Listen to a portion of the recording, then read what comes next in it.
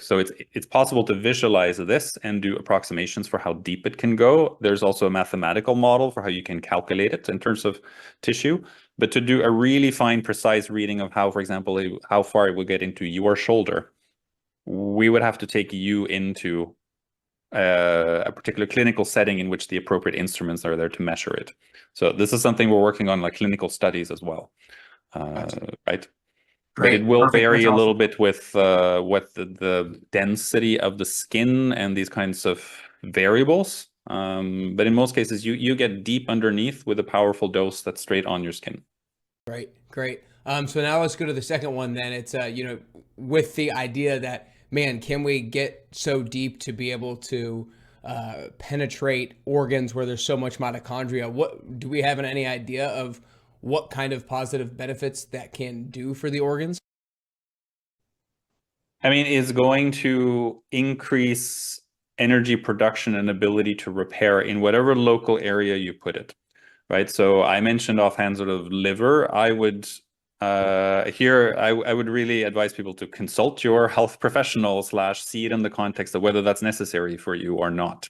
I used it a couple of times, particularly because my doctor was advising that there's a weakness in the liver that was seen on certain results, and I found that I could improve that, like by using red light therapy alongside with something that supported my liver.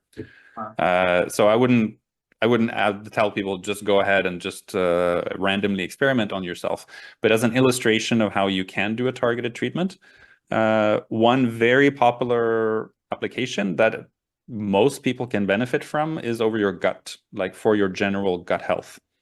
And what appears to happen when you put then, for example, FlexBeam straight, like vertically over your gut, and you expose it for 10 minutes in that area, is that you are promoting the good bacteria in your gut system actually get more energy, and then fending off and fighting the bad bacteria. And it seems to shift the sort of homeostasis or the balance in your gut flora, right? So I sometimes recommend people to use this if they're unsure if it has any effect, because that's sometimes the case if it's like an invisible thing and it's an invisible treatment, and if you don't have pain in your arm or you didn't pull a muscle.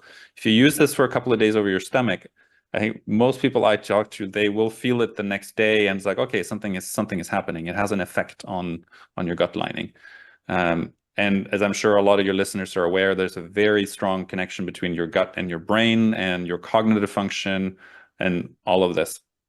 Right. Yeah. So this is one of the most popular protocols we have for the device that are not geared toward muscles and recovery, which is sort of the main use. Right. For sure.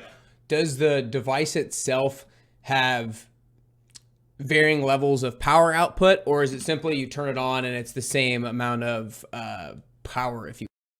Yeah, that's a great question. And we wanted to make it simple. It's super simple, but we set 3 settings for it. So you just turn it on, but you choose between settings 1, 2, and 3, and it has to do with how deep you want to penetrate. Basically, to go back to the beginning, it has to do with the ratio between red and near infrared light.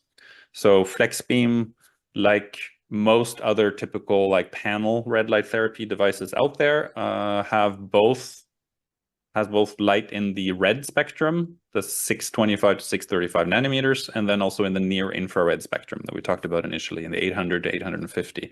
That's very common that both are in that ratio, but we set it up so you can choose one setting. One has predominantly red and just a bit of near infrared. So it's great for wound healing or surface skin type things. Setting 2 has equal amounts of both, so similar to what you find in typical panel. And then we have a setting 3 that it's like max infrared, right? It's the one that we call the deep setting. It's when if you really need to reach into a joint, for example, which you can with like around an elbow or a knee, because the device is bendable, you can get light from 3 different angles, and you can penetrate, and you can literally be able to stimulate into a meniscus, for example, which is a huge thing for a lot of the sports stars that we have that are, part of the company and are ambassadors for us, and like people who are professional athletes as well, that versatility and be able to reach deeply in. Yeah. I'm assuming not for this next question, but Do you feel a difference versus setting 1, 2, and 3? Do you feel physically a difference when you change the setting? Subtly, I would say yes. It's in my experience. It's like it is. There's a different warmth and pulsation to the near infrared than you get from the red. So you can feel it, and you can feel the treatment, but it is relatively subtle. I don't know. Have you tried red light therapy yourself? No, I haven't. No, no. Because there's a certain kind of sensation to it, and when you use it, I mean, most people say that they can feel it's doing something, but then the question mark is like, okay, what is happening right now? And then all of that sort of fun biological questions about what is actually happening pops up. Yeah.